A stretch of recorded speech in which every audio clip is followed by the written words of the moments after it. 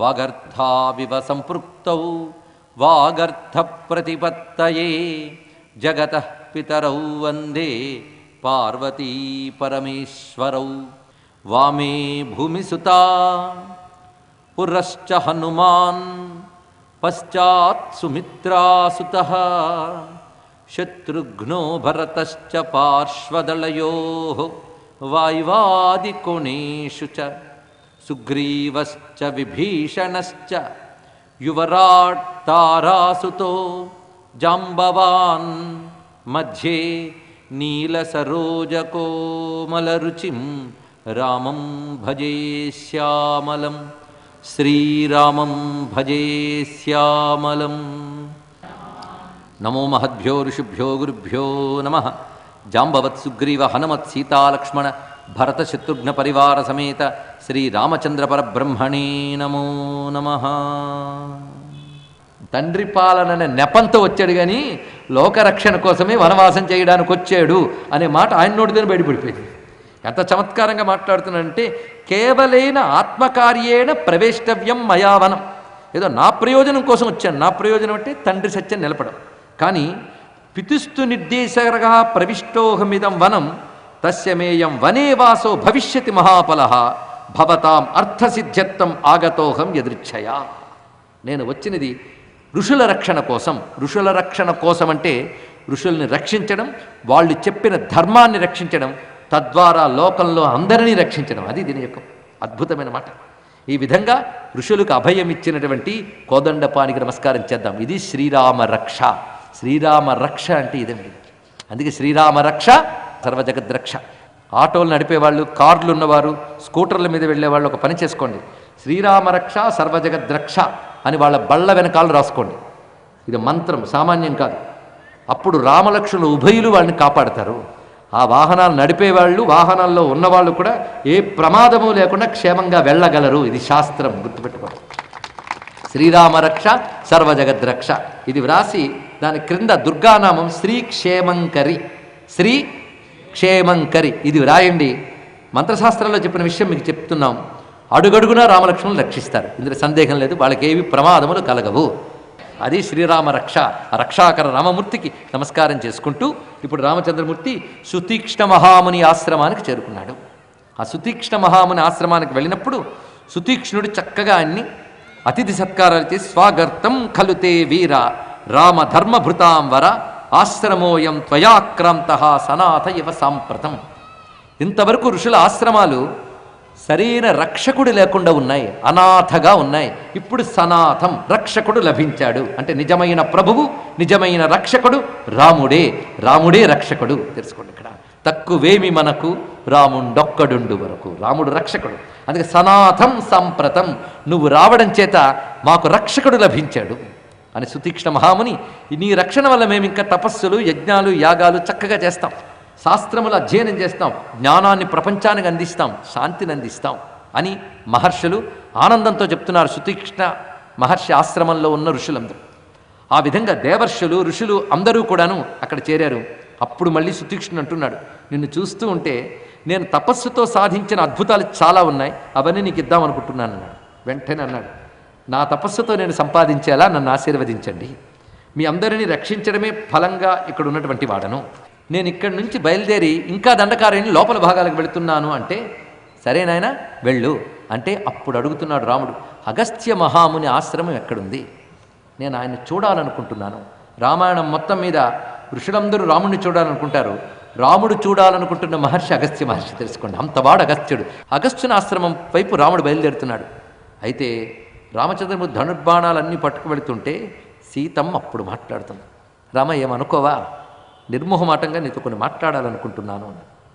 చెప్పు అంటే, వ్యసనాలు 3 రకాలు ఉంటాయని వింటున్నాను. అవి ఏమిటి అంటే, త్రీణ్యేవ వసనాన్యత్ర కామజాని భవంత్యుత. కామం వల్ల వ్యసనం పుడుతుంది. అంటే తీవ్రమైన కోరిక వల్ల వ్యసనాలు పుడతాయి. ఎవరు చెప్పినా వినకుండా అది చేస్తూ ఉంటారు. ఆ వ్యసనాల్లో ఒకటి మిథ్యావాక్యం పరమకం. అన్నిటికంటే పెద్ద వ్యసనము మిథ్యావాక్యం.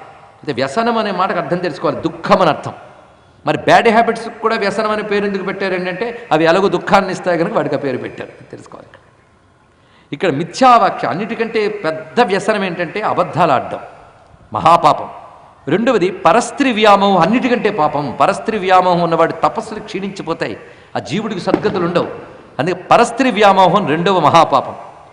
మూడవ మహాపాపం ఏంటంటే శత్రుత్వం లేకుండా ఉగ్రంగా ఆయుధాలు పట్టుకు తిరగడం అనేటటువంటిది ఏది ఉందో అది మూడవది. ఇందులో మొదటిది నీ దగ్గర లేదు. ఏది? మిథ్యావాక్యం అనేది నీ దగ్గర లేదు. ఎందుకంటే తండ్రి సత్యాన్ని కాపాడడానికి వచ్చిన నీ దగ్గర మిథ్యావాక్యం అనేది లేదు. పరస్త్రీ వ్యామోహం లేదనేది నాతో పాటు అందరికీ స్పష్టమే. సీతమ్మ చెప్తోంది నీకు పరస్త్రీ వ్యామోహం లేదు. మూడవ దాని విషయంలోనే కొంచెం సందేహంగా ఉంది రామ. ఈ అరణ్యంలో తిరుగుతున్నవే, నీకు ఎవరు శత్రువులు ఉన్నారని చెప్పు. ధనుర్బాణాలు పట్టుకున్నావు. నువ్వు అరణ్యానికి ఒక తపస్విలా వచ్చావు. తపస్విలా వచ్చినటువంటి వాడవి తపస్సులుగానే ఉండు. అందుకని ధనుర్బాణాలు పట్టుకు తిరుగుతావేమి? క్వచ శస్త్రం క్వచవనం. నువ్వు పట్టుకున్న ధనుర్బాణాలు ఏమిటి, వనం ఏమిటి, ఏం పొసగట్లేదు. నువ్వు క్వచ శస్త్రం క్వచవనం క్వచ క్షాత్రం తపక్వచ వ్యావిద్ధ విధమస్మాభి దేశధర్మస్తు పూజ్యతాం. ఇక్కడ ప్రాంతంలో ఇప్పుడు నువ్వున్న పరిస్థితి బట్టి ప్రవర్తించు కానీ ఇలా ధనుర్బాణాలు పట్టుకుని రౌద్రంగా ప్రవర్తించకయ్యా, అలా కనబడకు అని చెప్తే అప్పుడు రాముడు ఎంత చక్కగా మాట్లాడుతున్నాడు. నీకు తెలియదు ఊరుకో, ఆ మాత్రం నాకు తెలియదా అనలేదండి. భార్యాభర్తలు ఎలా మాట్లాడాలనేది కూడా రామాయణంలో చూడాలి. పరుషంగా కరక్కుగా మాట్లాడితే అది సరైనది కాదు. ఎంత చక్కగా అంటున్నాడంటే శృత్వా ధర్మే స్థితో రామ. రాముడికి సందేహం లేదని ముందే చెప్పాం కదా. అందుకని సీతమ్మ నువ్వు చెప్పింది నిజమే, నేను ఎక్కడో పొరపాటు పడ్డాను అనలేదు ఆయన. శృత్వా ధర్మే స్థితో రామ. తన ధర్మమునందు నిలబడిన రాముడు మందహాసం చేస్తూ హితముక్తం త్వయాదేవి స్నిగ్ధయా సదృశం వచ. ఒక మంచి ఇల్లాలు ఎలా మాట్లాడాలో అలా మాట్లాడు. నీకు తగినట్లుగా మృదువుగా హితాన్ని పలికో, చాలా బాగున్నది. కానీ క్షత్రుడికి తపస్సు ఏంటో తెలుసా? తన ధర్మం తాను పాటించడమే తపస్సు. అందుకే ధనుర్బాణాలు విడిచిపెట్టడం కాదు. నేను సన్యాసిలాగే రాలేదు అరణ్యానికి, తపస్విగా వచ్చాను. తపస్సు అంటే స్వధర్మం. నా ధర్మం క్షాత్రధర్మం. నేను రాజ్య పాలన విడిచిపెట్టాను కానీ క్షత్రియత్వాన్ని విడిచిపెట్టలేదు. క్షాత్రం అంటే అర్థం ఏమిటి? క్షతాత్ త్రాయతే ఇది క్షాత్రం. అవతల వాడికి దెబ్బ తగలకుండా కాపాడడం క్షాత్రం. 10 మందిని ఒక పాపాత్ముడు హింసిస్తూ ఉంటే 10 మందిని కాపాడడం ధర్మం. ధర్మానికి దెబ్బ తగులుతూ ఉంటే ఆ దెబ్బ తగలకుండా ధర్మాన్ని కాపాడడం క్షాత్రం. అది నా ధర్మం. అందుకే నేను నియమబద్ధంగా జీవిస్తున్నాను గనక తాపసి వేషం వేశాను.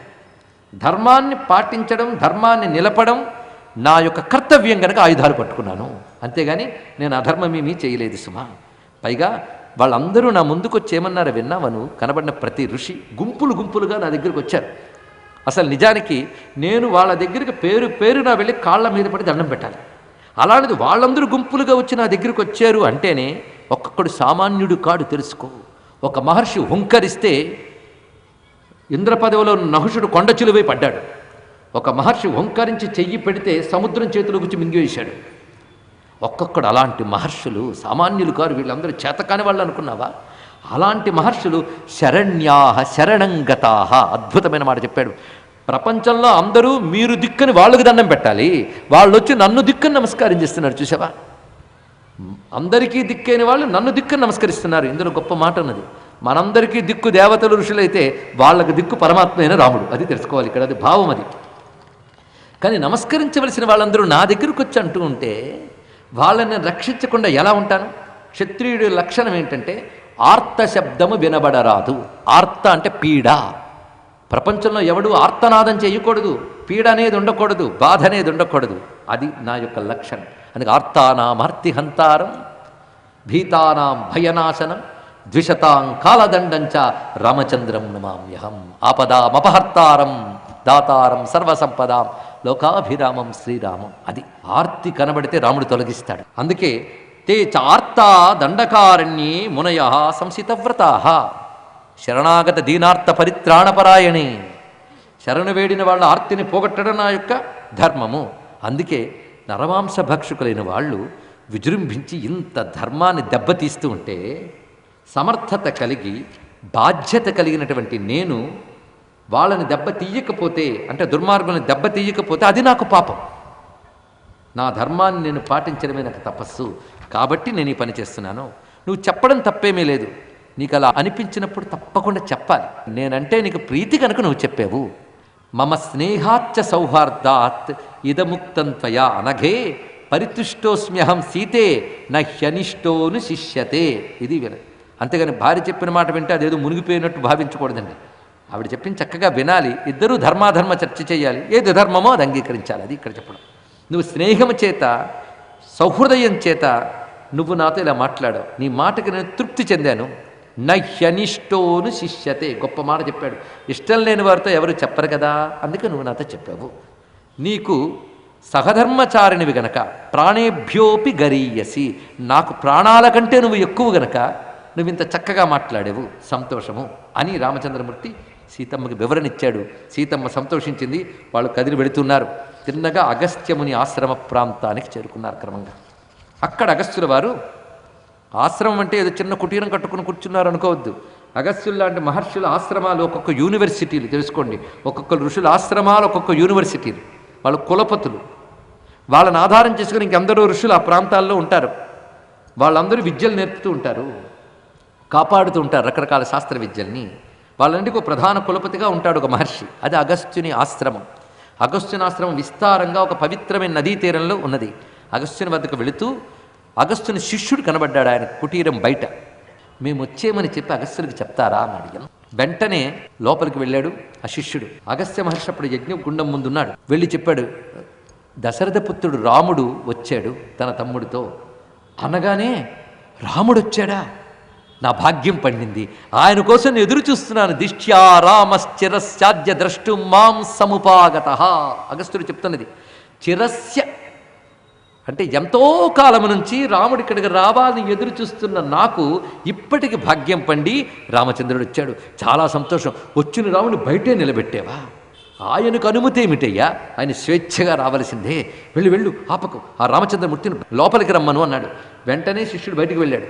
వెళ్ళి రాముడికి నమస్కారం చేసి, గురుగారు లోపలికి రమ్మంటున్నారు అనగానే రాముడు చిత్తమని లోపలికి వెళ్ళబోతూ ఉంటే అగస్త్యుడు తానే కుటీరు నుంచి బయటకు వస్తూ రామా లోపలికి రా అని పిలిచాడు. ఇక్కడ రామచంద్రమూర్తిని అంత ప్రేమగా లోపలికి తీసుకువెళ్ళి, నువ్వు రావడం వల్ల నేను ధన్యుణ్ణయ్యాను, ఇవాళ నా యొక్క తపస్సులన్నీ పండిపోయాయి.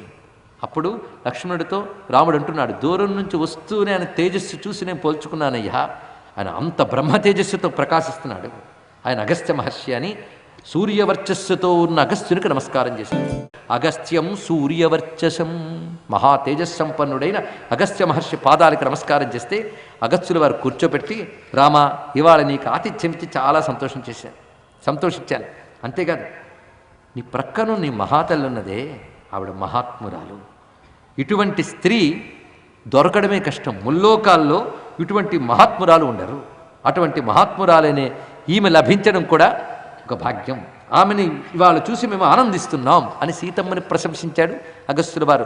లోపాముద్రా సహితుడైన అగస్త్య మహర్షి సీతాసహితుడైన రామచంద్రమూర్తికి నమస్కారం చేసి, స్వామి నా దగ్గర చాలా కాలం నుంచి ఒక దివ్యమైన ధనువు ఉన్నది, అది విష్ణు ధనువు, అది నీకు ఇస్తున్నాను స్వీకరించు అంటే విష్ణువు ధరించే ధనువు ఇస్తున్నాను స్వీకరించున్నాడు. ఇదం దివ్యం మహచ్చాపం హేమరత్న విభూషితం వైష్ణవం పురుష వ్యాఘ్ర నిర్మితం విశ్వకర్మణ. ఇది విశ్వకర్మ నిర్మించినటువంటి విష్ణుధనువు. ఇది చూస్తూ ఉంటేనే సూర్యుని వంటి కాంతితో ప్రకాశిస్తుంటుంది. ఇది బ్రహ్మదేవుడు ప్రసాదించినటువంటి దివ్య ధనువు మా అందరికీ. దీనికి 2 అమ్ముల పొదులు జతగా ఉన్నాయి. ఈ 2 అమ్ముల పొదులు ఎలాంటివి అంటే అక్షయ తూణీరములని వీటికి పేర్లు. అంటే వాటి బాణాలు ఎప్పుడు తరగవు, అక్షయంగా వస్తూనే ఉంటాయి. అలాంటి అక్షయ తూణీరములు. దీనితో పాటు బంగారపు పిడి కలిగినటువంటి ఖడ్గము, ఇవి నా దగ్గర ఉన్నాయి. ఇవి నీకు ఇవ్వాలని ఎప్పటి నుంచో ఎదురు చూస్తున్నానయ్యా, ఇదిగో స్వీకరించు అని ఇచ్చాడు. ఈ వైష్ణవధనువు ఏమిటి ఇది తెలియాలి కదా, ఎక్కడి నుంచి వచ్చింది? వైష్ణవధనువు గుర్తుందా? పరశురాముడు ఇచ్చాడు. ఇచ్చినప్పుడు ఆయన ఎక్కుపెట్టి దానితో పరశురాముడు సంపాదించిన తపోలోకములను దగ్ధం చేశాడు. ఇప్పుడు ఆ వైష్ణవధనువు ఇక్కడికి ఎలా వచ్చింది తెలియాలి. ఆ పని చేసిన తర్వాత వైష్ణవధనువుని రాముడు అప్పుడు ఏం చేశాడంటే వరుణుని పిలిచి ఆయనకు అప్పగించేశాడు. ఆ వరుణుడు తీసుకొచ్చి అగస్త్యుని దగ్గర పెట్టాడు. ఇప్పుడు రామచంద్రమూర్తి వచ్చి అగస్త్యుడి దగ్గర తీసుకుంటున్నాడు. అంటే తన ధనువు తాను తీసుకోవడానికి ఇక్కడికి వచ్చాడు. అందుకే అగస్త్యుడు ఎక్కడ అంటున్నాడు ఇక్కడ. ఎందుకంటే ధనువుతో చేయవలసిన పని చాలా ఉంది ఇప్పుడు. అంటే రాముడు ఒక మామూలు మానవుడి యొక్క ధనుస్సుతో పనిచేయలేదు, విష్ణు ధనువుతోనే పనిచేశాడు. విష్ణు ధనువు ఎవరైనా పట్టుకోగలరా? ఇదొకటి ప్రశ్నించాలి. విష్ణు ధనువు ఎవరు పట్టుకోగలరు? విష్ణువు పట్టుకోగలడు. పెద్ద ప్రశ్న ఏముంది ఇక్కడ? శివధనువు శివుడు పట్టుకోగలడు, విష్ణుధనువు విష్ణువు పట్టుకోగలడు. కానీ విష్ణువు ధనువు అగస్త్యుల వారు ఇచ్చారు, అంతవరకు పూజ చేస్తున్నారు. అగస్త్యుని దాన్ని ఎక్కువ పెట్టలేడు ఆయన, ఎక్కువ పెట్టడు కూడా, ఆయనకు అవసరం లేదు. ఆయన రాముడికి ఇచ్చేశాడు. ఎందుకంటే ఆ విష్ణువే ఇది తెలుసుకోవాల్సింది ఇక్కడ. వెంటనే విష్ణు ధనువుని పట్టుకున్నాడు రామచంద్రమూర్తి. ఇది ఒక అత్యద్భుతమైన సన్నివేశం. ఎప్పుడైతే ఆ ధనువుని రామచంద్రమూర్తి పట్టుకున్నాడో, అక్షయ తీనేరుముల భుజాన్ని పెట్టుకున్నాడో, బంగారు పిడిగలిగిన ఖడ్గాన్ని తన నడుము దగ్గర పెట్టుకున్నాడు ఇక్కడ, నందకం. అలా పట్టుకుని ధనువుని పట్టుకున్నాడు రామచంద్రమూర్తి.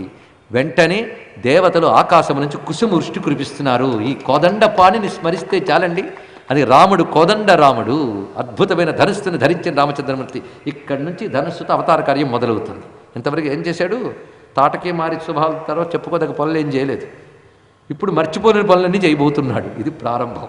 అందుకే ధనుస్సును పట్టాడు రామచంద్రమూర్తి. ధర్మరక్షణ దీక్ష ప్రారంభమవుతోంది ఇక్కడి నుంచి. అటువంటి కోదండపాణి అయిన రామచంద్రమూర్తికి నమస్కారం చేసుకుంటూ సీతాదేవి యొక్క సాధ్వీ లక్షణాలను ప్రశంసిస్తూ, ఏ దోషము లేని ఈ సీతమ్మ అరుంధతి వలె పరమ సాధ్విసుమ, ఈమె కడు పూజ్యురాలు అని ప్రశంసిస్తున్నాడు. ఇక్కడ మనం తెలుసుకోవాల్సిన చిన్న అంశం ఉన్నది. సీతమ్మ గొప్పతనాన్ని మనం మెచ్చుకుంటూ రాముడి వెంట రావడం గొప్పతనం అని చెప్తున్నాం. అంతేకాదు, ఆవిడ తపస్సు గొప్పది. రాముడు ఎలా ఒక మహాప్రయోజనం కోసం వచ్చాడో, ఆ ప్రయోజనం కోసమే అవతరించినటువంటి జగన్మాత. అయితే ఈ సమయంలోనే చిన్న సందేహం కూడా తీర్చాలి. ఊర్మిళాదేవి పని ఏమిటి? కొంతమంది కొంత సందేహం కలిగింది, అందుకే చెప్తున్నాను ఇక్కడ. సీతమ్మ రాముని వెంట వచ్చింది కదా, మహాపతివ్రత.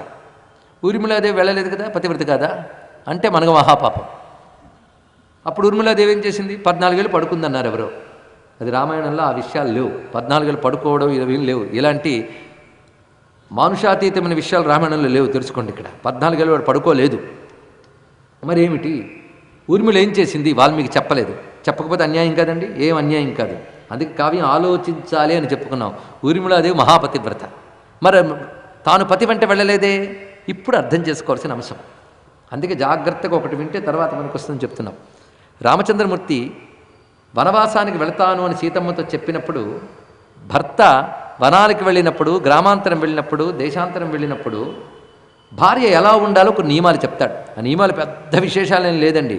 భర్త క్షేమం కోరుకుంటూ తాను దీక్షితురాలై భోగములు సేవించకుండా, అంటే నగలు నట్టలు ఇత్యాదులు కాకుండా భోగములు సేవించకుండా తాను భర్త క్షేమం కోరుతూ నియమబద్ధంగా జీవించాలి. ఇది ప్రధానంగా. అంతే, ఇంకెక్కువ అక్కర్లేదు. ఇది మాత్రం తెలిస్తే కొందరు అన్నారు డీటెయిల్గా చెప్తే బాగుండండి అని. ఎందుకు ఇబ్బందులు పెట్టడం? ఇది తెలుసుకుంటే చాలు. ఇది ఎవరైనా చేయగలరు, వాళ్ళకి తోచినట్లుగా చేస్తే చాలు. భర్త క్షేమం కోరుకుంటూ నియమబద్ధంగా జీవిస్తూ ఉంటే సరిపోతుంది. భోగ పరిత్యాగం చేసి ఇంతే. ఇలా నువ్వు ఉండు, నేను వనవాసానికి వెళ్ళొస్తాను అని చెప్పాడు. అంటే అర్థం, నేను వనవాసానికి వెళ్ళినప్పుడు నువ్వు కానీ ఇలా ఉంటే నీ పాతివ్రత్య ధర్మం దెబ్బతినదు, అది చెప్పాడు. ఆవిడ నేను అలా ఉండను, నీతో పాటు వస్తాను అన్నది. ఇక్కడ ఆ ధర్మం ఆవిడ పాటించింది. ఇక్కడ మనం అర్థం చేసుకోవాల్సింది, పతి వెంట వెళ్లకుండా నియమబద్ధంగా ఉండడం కూడా పాతివ్రత్యమే. ఆ ధర్మాన్ని ఊర్మిళ పాటించింది అని వాల్మీకి మనకు చెప్పకనే చెప్పాడు. ఇది అర్థం చేసుకోవాలి, రామాయణాన్ని జాగ్రత్తగా తెలియాలి. మనకు అన్వయం దొరక్క ఆవిడ పడుకోబెట్టి వద్దు దయచేసి. అంటే ఆవిడ లక్ష్మణస్వామి అక్కడికి వెళ్ళినప్పుడు తన నియమబద్ధురాలై జీవిస్తూ ఉన్నది లక్ష్మణుని క్షేమం కోసం. ఇది తెలుసుకోవాలి ఇక్కడ. ఇది ప్రధానమైన అంశం ఇక్కడ. సరే, సీతమ్మని శ్లాఘిస్తున్నారు ఇక్కడ. ఏ దోషములు లేనటువంటి తల్లి ఈమె. ఇలాంటి ఆమె ఈ ఆశ్రమానికి రావడం చేత మా ఆశ్రమం పవిత్రమైంది అన్నాడు అగస్త్యుల వారు. ఆ విధంగా అగస్త్యుని దగ్గర నుంచి ఇవి దివ్యమైనవి పొంది మరొక మాట అంటున్నాడు. ఇక్కడికి దగ్గర ఏదైనా మేము ఆశ్రమం నిర్మించుకోవడానికి తగిన చోటు ఉన్నదా అని అడిగితే, లేకే కొంచెం దూరం వెళ్ళు. ఇదంతా జరిగేటప్పటికప్పుడే 3 ఏళ్ళు దాటిపోయిందండి. ఇక్కడి నుంచి అగస్త్యుల వారి దగ్గర వెళ్ళడం, అగస్త్యుల దగ్గర నుంచి వెళ్ళడం పంచవటి. ఇది అక్కడ పంచవటిలో వాళ్ళు చేరుకున్నాక అగస్త్యుడు చెప్పిన ప్రకారంగా పంచవటి అనే చోటుకు చేరారు. గోదావరి తీరం, 5 వటవృక్షాల మధ్య భాగం. అక్కడ అద్భుతంగా ఒక కుటీరాన్ని నిర్మించాడు లక్ష్మణస్వామి. దానికి కూడా వాస్తు పూజ మొదలైనవి చేసి పంచవటిలో ప్రవేశించారు. ఈ పంచవటిలో ఉంటూ 3 ఏళ్ళు గడిచింది. అంటే 13 ఏళ్ళు అయిపోయింది. సుతీక్ష్ణ ఆశ్రమం చుట్టూ తిరిగేటప్పుడు 10 ఏళ్ళు, పంచవటి కట్టి పంచవటిలో ఉంటూ అప్పుడు 3 ఏళ్ళు గడిచిపోయింది. పంచవటిలో ఉంటూ అంటే 13 ఏళ్ళు అయిపోయింది. ఇంకా వనవాసానికి ఇంకెంత సమయం? ఒక్క 7. అది ఒక్క 7 అయిపోతే ఇంక అయిపోయింది. వెనక్కి వెళ్తే ఎలాగా అంత తేలిగ్గా? అసలు ఎందుకు వచ్చాడో పని కావాలి కదా. అక్కడ పంచవటిలో ఉన్నప్పుడు ఆ దండకారణ్యంలో చాలా ఆనందంగా సీతారామ లక్ష్మణులు అక్కడ గడిపారు. ఋషులందరికీ ఆనందం కలిగిస్తూ రామచంద్రమూర్తి అక్కడున్నాడు. ఇక్కడ రామచంద్రమూర్తి వనవాస కాలంలో ఏం చేశాడు ఇది కూడా తెలియాలి కదా. తపస్సును ఆచరించాడు రాముడికి తెలుసుకోవాలి. తాను ఏ దివ్యమైన అస్త్రములు మంత్రములు పొందాడో పురశ్చరణ దీక్షతో తపస్సు చేశాడు మొత్తం 14 ఏళ్ళు. ఇది ఒక రహస్యం అండి. ఒక మహామంత్రద్రష్ట వ్యాఖ్యానించాడు ఈ విషయాన్ని. అందుకే రామచంద్రమూర్తి పూర్తి బ్రహ్మచర్య నియమంతో దీక్షితుడు ఉన్నాడు 14 ఏళ్ళు సీతమ్మతో పాటు. అది తెలుసుకోవాల్సింది. అలా దీక్షితుడు ఉన్నాడు రామచంద్రమూర్తి. 13 ఏళ్ళు దాటిపోయాయి. హాయిగా జరిగిపోతున్నాయి రోజులు. ఈ సమయంలో రామచంద్రమూర్తి ఆ పంచవటిలో ఉంటున్న సమయంలో గోదావరి తీరం ఎంత పుణ్యం చేసుకుందండి రామచంద్రమూర్తి ఆగమనంతో. ఆ రామచంద్రమూర్తి ఆ గోదావరి తీరవాసులందరినీ ఆనందింపజేస్తూ ఉన్నాడు. ఇక్కడ అక్కడున్న వారందరూ ఆనందిస్తున్నారు. సీతమ్మ అయితే అరణ్యాలు ఋష్యాశ్రమాలు చూస్తూ మురిసిపోతూ ఉన్నది. ఒక రోజున వాళ్ళు గోదావరిలో స్నానానికి వెళ్ళారు. ఎవరు? సీతారామ లక్ష్మణులు. ఆ స్నానం చేసి రామచంద్రమూర్తి తల తుడుచుకుంటున్నాడు. అదేం సామాన్యమైనది. ఆ పెద్ద జటాజూటం అప్పుడే తయారైపోయింది దానికి. ఎంత తల చుట్టుకున్నా కొంచెం నీళ్లు పడుతున్నాయట. సీతమ్మ కూడా తల తుడుచుకుని పక్కన నిలబడింది. అటు పక్క కాస్త దూరంగా వినయంగా నిల్చుని లక్ష్మణస్వామి కూడా ఉన్నాడు అక్కడ. ఈ దృశ్యం ఎలా కనబడుతుందో వర్ణిస్తున్నాడు చూడండి. కృతాభిషేక సరరాజ రామ సీతా ద్వితీయ సహ లక్ష్మణేన కృతాభిషేకో గిరిరాజపుత్ర్యా రుద్రస్స నంది భగవాన్ ఇవ ఈశ. ఆ స్వరూపాన్ని ఎంత బాగా వాల్మీకి వర్ణిస్తున్నాడో చూడండి. ఇక్కడ గోదావరిలో స్నానం చేసి తల తుడుచుకుండి నిలబడ్డాడు రామచంద్రమూర్తి. పక్కన సీతమ్మ, కొంచెం దూరంలో వంగి లక్ష్మణస్వామి. దృశ్యం ఎలా ఉన్నది అంటే బిందువులు పడుతున్నాయని జటాజూటం నుంచి. ఇది గాంగ బిందువులు పడుతూ అభిషేకం చేసుకున్న శివుని వలె రాముడు ఉంటూ ఉంటే పక్కన పార్వతీదేవి వలె సీతమ్మ ఉన్నది. అటు పక్కన వంగి నంది వలె లక్ష్మణస్వామి ఉన్నాడు. రాముల్లో శివుణ్ణి చూస్తున్నాడండి ఇక్కడ. దీన్ని బట్టి రాముడే శివుడు, రాముడే విష్ణువు, రాముడే బ్రహ్మ, రాముడే సర్వదేవతాత్మకుడు అనే దర్శనం మనకు వాల్మీకి కల్పిస్తున్నాడు ఇక్కడ. ఆ విధంగా ఉన్నటువంటి రామచంద్రమూర్తి. ఇలా రామచంద్రమూర్తి ఆ వనవాసంలో ఉన్న సమయంలో ఆ పర్ణశాలలోకి ఒక ఆమె ప్రవేశించింది. చక్కగా ఉంటూ ఉన్నటువంటి చాలా అందంగా ఉంది ఆవిడ. నిజానికి చాలా వికృతమైన శరీరం ఉంది. రాముణ్ణి చూడగానే ఎంత అందగాడో అనుకుంది ఆవిడ. అందగాడు అనుకున్న ఆవిడ ఒక్కసారి ఆయన్ని తన్ను పరిశీలించుకుంది. ఎంత అందగాడి దగ్గరికి వెళ్ళాలంటే నేను తగునా అని చూసుకుంది శరీరం. కంపారిజన్ చూడండి. సుముఖం దుర్ముఖి. ఆయన సుముఖుడు, ఇప్పుడు దుర్ముఖి. వృత్త మధ్యం మహోదరి. ఆయన సన్నని నడుము, ఆవిడ ఎంత పొట్ట. విశాలాక్షం విరూపాక్షి. ఆయన విశాలాక్షుడు, ఈవిడ విరూపాక్షి. సుకేశం, ఎంత జడలు కట్టినా అందంగా ఉంది. ఆవిడ జుట్టు పైకి పొడుచుకు వచ్చి వికృతంగా కనబడుతుంది. సుకేశం తమ్రమూర్ధజ. ప్రీతి రూపం. చూడగానే ఆహా అనిపిస్తాడు రాముడు, చూడగానే అయ్యో అనిపిస్తుంది ఈవిడ. అందుకే ప్రీతి రూపం విరూపాస. సుస్వరం భైరవస్వర. ఆయన స్వరం సుస్వరం. ఈవిడ గొంతు విప్పితే భరించరు. భైరవస్వర. తరుణం, ఆయన మంచి యవ్వనంలో ఉన్నాడు. ఈవిడ దారుణ వృద్ధ, ముసల్ది, భయంకరంగా ఉంది. అంత చూసిన ఆవిడికి అనుకుంది, ఆయనకి నేనేం సరిపోతాను. కానీ మనసు ఆయన మీద మరులుకుంది. ఆ కామవేగాన్ని ఆపుకోలేక ఆవిడ ఒక రూపం ధరించి పర్ణశాలలోకి ప్రవేశించబోతూ ఉన్నది. ఆ తర్వాత ఏం జరిగిందనేది రేపటి రోజు సాయంకాలం తెలుసుకుందాం. సర్వం శ్రీరామచంద్ర చరణారవిందార్పణమస్తు. స్వస్తి ప్రజాభ్య పరిపాలయంతాం న్యాయేన మార్గేణ మహిమహి.